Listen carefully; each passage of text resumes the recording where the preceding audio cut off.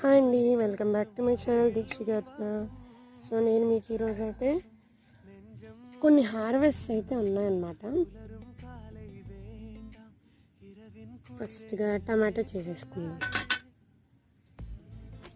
ఇవి దేశీ టమాటో.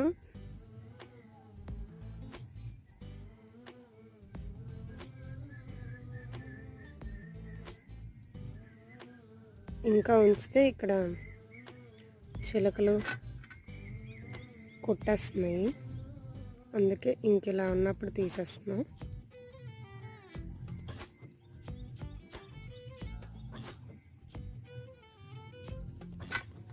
ఇంకా ఇక్కడ ఒకటి ఉంది,